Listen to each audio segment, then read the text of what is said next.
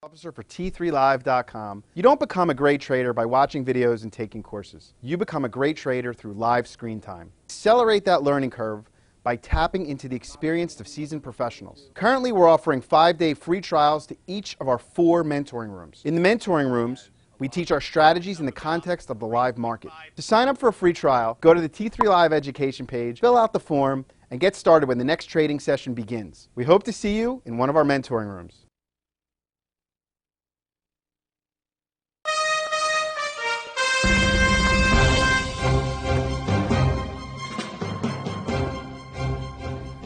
Good morning. My name is Scott Redler, Chief Strategic Officer at T3Live.com. And I'm Brittany Umar, and together we bring you Morning Call.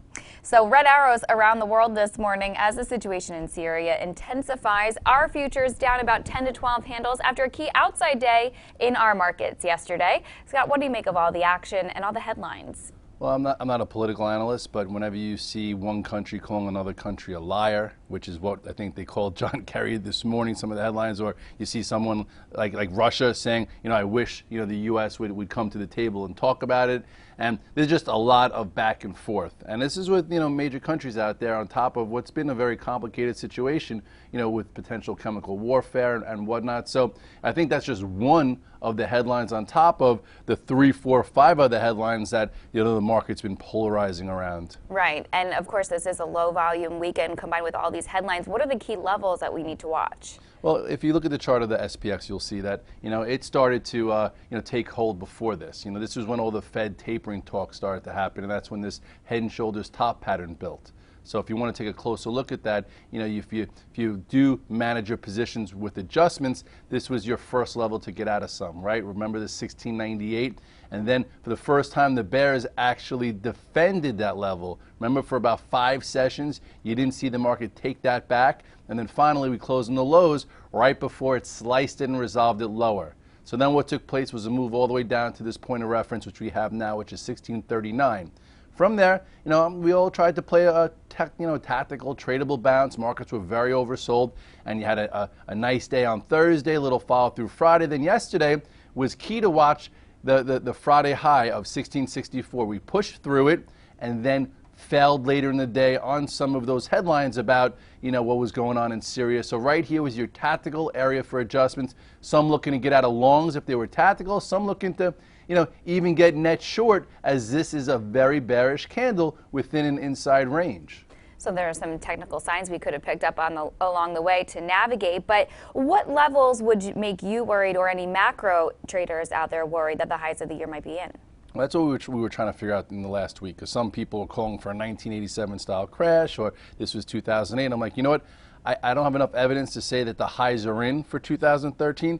Then the same way I don't have enough evidence to say that 1639 is the September-August low. So we have to measure it along the way. So if we want to take a little bit of a broader look at the S&P to figure out potential action, you look here at the chart and you will see, if we go out a little bit here to see where the trends are and see what's going, see kind of what's cooking.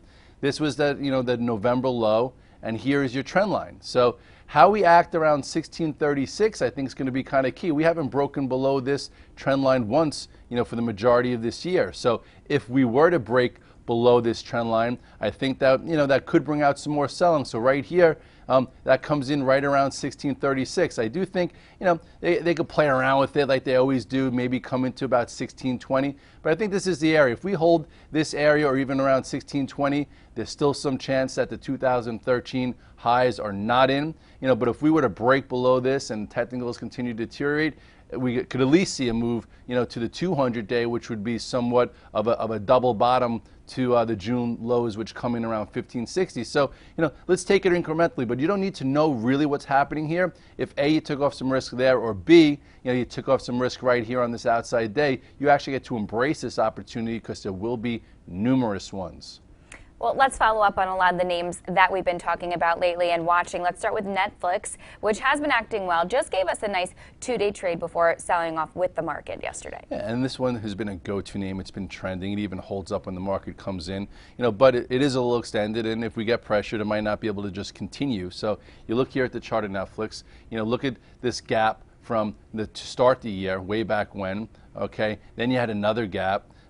and then it continued. You know, you want to draw this trend line. This trend line never got breached. So you could have stayed with this trade for the majority of it, okay? And then there were definitely some times to add. This was a nice spot to add. I think this was right around one of those, you know, inflection points. Here was another nice time to add. So, you know, into new highs, I'd rather see you sell some strength and perhaps buy it on the 8 and 21 day if that's what you do, because it has seemed to have held. And, you know, you've had nice little trades along. This has been a really nice stock for 2013. At this point, though, you know, I would give it some time again. And we know that Apple's been acting well, too, after consolidating for several sessions. It had some nice action yesterday. And, of course, we have that big product event looming on September 10th coming up. Yes, and this one is just a different type of trade. It hasn't been like a leader like Right. Netflix has, but, you know, off the lows, it shows you that entries and exits matter, and there are some composure changes. And if you look at Apple, you know, we're not going to get back into what happened late last fall, but down here you had this accumulation pattern. Okay, and then after earnings, you know, you had a nice setup, right? This is when it gapped up after earnings, consolidated, broke above this downtrend, continued, took back the 200-day, which was a nice trade before the Icon news. Then yesterday was a little tricky. You know, yesterday for short-term guys, you know I came in long Apple, I tried to add to some, and then all of a sudden later in the day I find out I got stopped out from the car ride because, you know, 507-ish was my pivot, or 505.60. So closed near the lows, I'm like, you know what, I'm going to take it off, and now today I'll see if it's A, buyable around 498, but that might be too close. If the market's, you know, going to get really pressured, I don't think this 498 holds. But then ultimately, you know, this is a pretty big level here that comes in right around this 491 to 494. So, you know, I would see how it acts in the first, I would say, you know, maybe 15 minutes of the day, because if it does hold below 498, there'll probably be some short-term stops from this upper level, and then we'll see this, and then you do have the 21-day right here, you know, right at 483. And we've been talking a lot about LinkedIn as well. It's been extending higher and actually triggered the price point sheet buy price yesterday before making new highs, and then eventually, of course, selling off with the broader market. Well, that's what, you know, when you ever get into new highs and you want to use the prior day's high as a pivot, you have to be careful both ways, especially after a 3-day move, which we saw in the indices right in front of resistance. But this one has been kind of like the Netflix, where it's just been a leader for the majority of the year. Some spots to be heavy, some spots to take nice trades. You know, you look at the chart here, still trending really well. You know, this is one right here, which obviously hasn't even come near testing. Then you could draw another one, which it's well above. And this was your last earnings report. It briefly went below, you know, this gap here, but it got reclaimed real quick, leaving a nice portion, which was bullish. This was a spot to get long. This could have been a spot to get long for a trade in. You know, it's just still trending. And if you want to go and look at a pattern here and get to know it and hopefully learn to love it, this was that, you know, pattern that we got very excited about. This was the cup and handle pattern, where here is your cup. Okay, here is a channel, which was your handle, and there was your breakout, and look where it's been since. And just so you know, again, stocks that could be big times, 2 times, 3 times, 4 time baggers typically start with high valuations, then they grow into their earnings. Don't avoid them because of a high PE. As long as they have solid, good price action and trends, stay with it and monitor it closely. And we know Facebook's been acting well. It actually gave us some impressive extension the last 2 days, but it is starting to look pretty extended here, right? Yeah, and you have to, again, know your time frame here. About a week ago, I think, today, I did a segment with Deborah from the street, and we talked about how well Facebook was acting and that we could get an additional move. And did we get one? Yes. You look here at the chart. You know, first we'll go to the daily. This is what we talked about. We talked about how, you know, first of all, this was your earnings gap. This was one price point to get involved, around 34.89. Then it continued, and then, you know, it consolidated very well, you know, above the 21-day while the markets went through their 50-day. So with that said, showed you the leadership, then it triggered above that 39.30 pivot, went as high as almost 42 yesterday. And I would say it's not even really giving us a full sign of exhaustion. Let's see how it holds up here. You know, above 40.60 for the next few sessions. It could set up another buy through this high here. It could even pull back down to the 8-day and still be considered very strong. Look at this weekly pattern here also. A little bit of a different cup and handle pattern because that IPO wasn't as successful as LinkedIn. This one had to go a little bit deeper because there was more stock that needed to be just say reconsolidated. And here was a descending channel that broke to the upside. But overall, similar type patterns yielding very nice results. Learn those patterns if you miss these opportunities. And of course, we've said it a ton of times. Tesla, impressive action lately. But what about the caution signs that it signaled yesterday?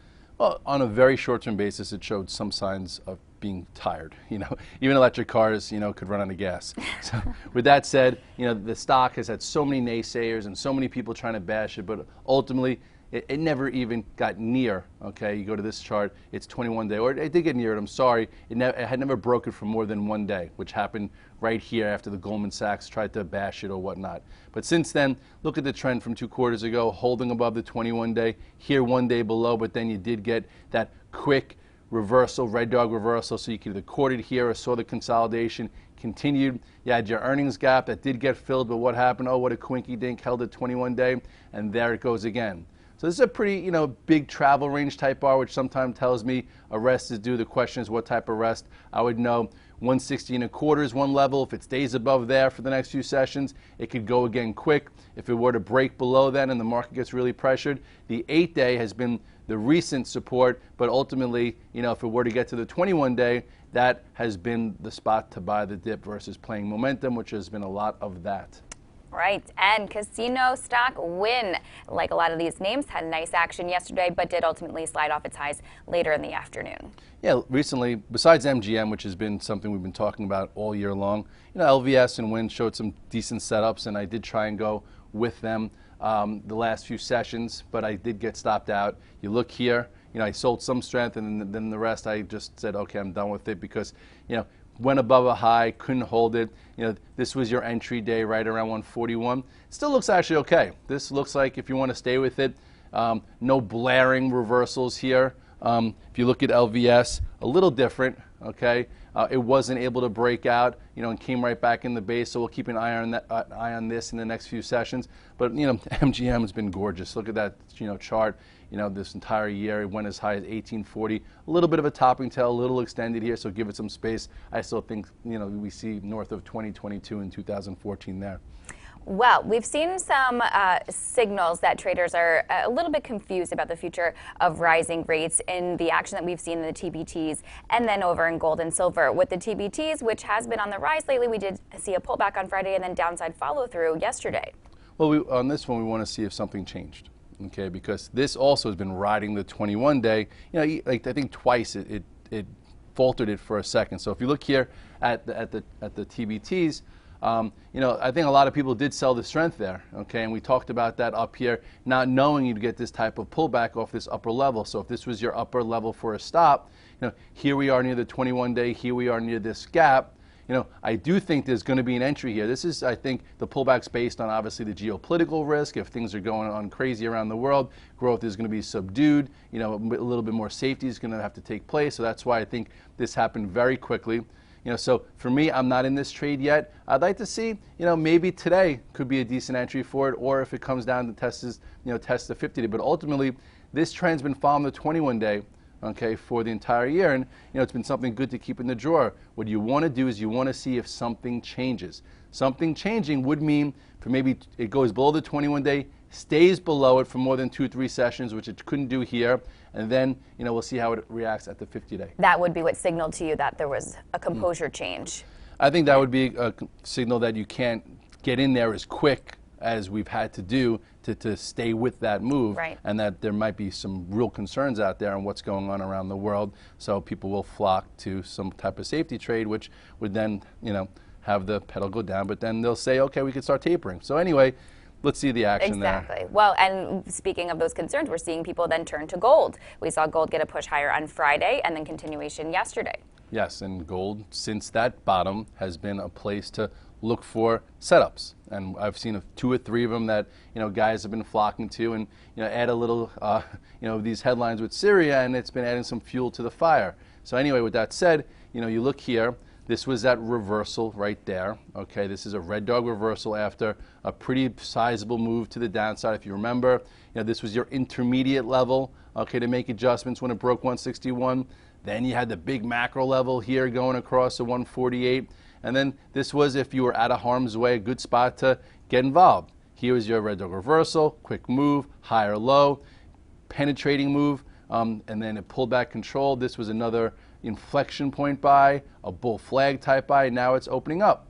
So I would sell some here, but ultimately it does seem like it might get to this congestion and retest this broken macro trend line if it wants to. But a lot of people are starting to get really bullish on gold. So you know what that happens when the herd starts getting one way. It's time to get a little bit, just watch it closely that trade might be ending soon. Right. Well, along with gold, we saw nice action in silver as well. Had nice upside follow through yesterday, tacked on another 1.3%. So would you prefer gold? Do you think that's the more attractive trade if you're going to go for a metal play? Well, I think they both have a little bit of different, components to it. I feel like, with China bouncing back, you saw a bounce back in copper, or with a perceived bounce back. So silver started moving a little bit better. I think that gold is more of the, the currency, fear, this and that. So they both, people flock to them for different reasons, but ultimately both worked very well since those lows. And I remember that day when silver was below 18, and I just came out and I said, was one of those calls where I'm like, I just think silver is a better buy below 18 than a sell. But let's look for a signal, and boy, did we get one. You look here at the chart of silver, look at this blaring, potent bar right through 1830. Did come back down, but then ultimately gave you another buyable opportunity right here. But it also did not break this low. So if you did it as a swing trade, you never had to get out of the way. Here's when it ignited. Then you had a gap up, and we talk about gaps that don't get filled. They usually lead to that direction, and this gap never got filled. And you had a tight range right here for another move, and now it's basically, within this gap, and, it gets filled all the way up to this area, and that's the 200-day. So, you've seen a spirited move off this level. To me, same way I thought this was a better buy than a sell, I kind of think that from here to here is a better sell than a buy.